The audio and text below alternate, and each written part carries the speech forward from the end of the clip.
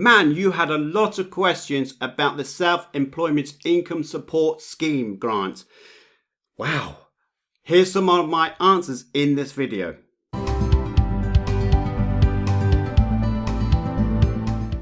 Hi everyone, my name is Simon Misiewicz from Optimise Accountants. I'm here to grow your wealth whilst reducing your tax liability. And before we get into any of the details, this video is proudly sponsored by Purser Tax. So if you have UK and US tax affairs to be dealing with, then make sure you look at their YouTube channel as they help you to save tax across the Atlantic. In this video, I'm of course going to be talking about Self-Employment Income Support Scheme, and moreover, you had plenty of questions, which I thought, let's do a video to help you understand what those answers are likely to be. I have done a video talking about Self-Employment Income Support Scheme, so do check out that. There's also been an update on that video, so make sure you check those videos out and download the spreadsheets if you're making a claim in May and August. So check those details out. So one of the questions that we had from Adam was, do you know if there's any help for a company director, business in the leisure industry that operated longer than 3 years but had 3 losses in a year? I didn't pay myself as a director. This is a Self-Employment Income Support Scheme. It's a great question, Adam. Unfortunately, because you are a limited company and because you've made losses, then there are no grants available. Now, if you're in a limited company and you place yourself on furlough and you paid yourself monthly salary before that furlough, you could make a claim. There is another video in my library that talks about furlough scheme and being able to claim that from HMRC. So check that video out in the video channel. The London channel asked the question, I'm having a nightmare with HMRC. Many people are, feel your pain. They say that I've not been classified as self-employed since 2006. Yet I've never stopped being self-employed since 2000. I've put in my tax returns every year. They're messing people about already.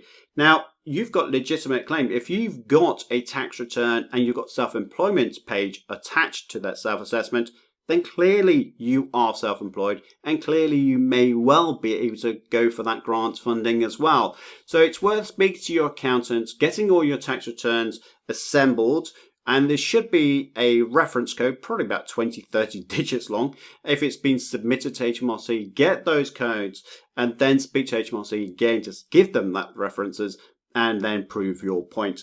I wish you all the best of luck with that. I'm sure that they will have the records. They may be just looking at it in the wrong place. Zoltan has asked a question. Hello, sir. Are you able to help for self-employed to get the grant? Must get my teeth in. I'm so sorry. I checked myself online. They say I'm not eligible. Of course, I'm happy to pay.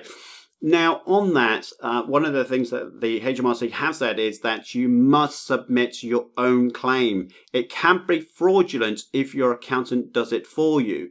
So most accountants should be aware of that. Not all of them are.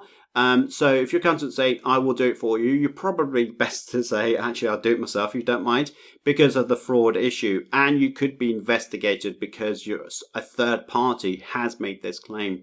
It is a government grant, so it does require you to enter all the information.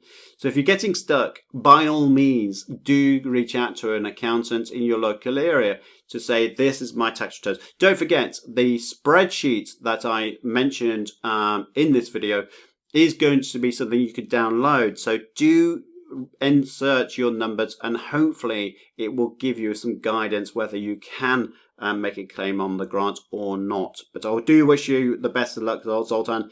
Do let us know how you get on as well in this video comments box below. Roy said, I thought it was an average of your profits for 3 years. It is, so that's good. For example, I usually make 45k per year, but 2 years ago I made 50,200. And I read more basically. I'm not sure why it's disappeared, but it was basically saying, should I get the grant because I had excess of £50,000? Now, the true point here is that it is an average of the 3 years. So if you made £50,000 in one particular year, they're not going to be looking too worried about that. They will look at your average 3 years. So if you're on average, you've made £50,000 or more, then clearly they will not give you the grant funding. If you've got 1 year 50,000, but your average is still below the 50,000, you've got a good chance, Roy, to be able to get that grant funding. So do try for that. And as an example, what I've done for you is here, Roy, if you're watching this, then you will see this example shows you that you got an income of above £50,000. But the average profits gives you £46,000, which then does allow you to make that claim because the average is below that limit.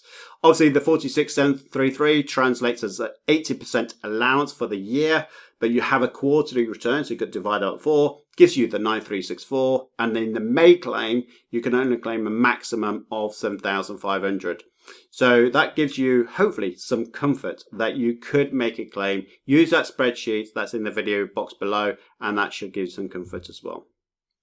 Mr. Chin, 27. I wonder who 26 is. But anyway, I have been self-employed from November the 1st, 2019. By the way, I can't believe I have just done the American pronunciation of that, November. The first.